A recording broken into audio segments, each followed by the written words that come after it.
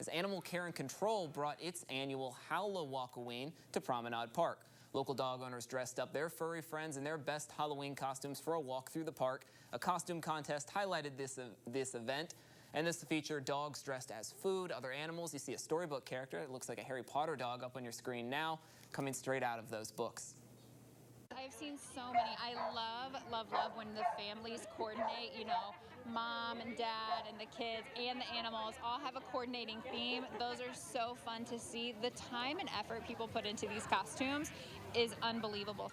This is the largest fundraiser of the year for Animal Care and Control. All proceeds from this event go towards the shelter's education programs.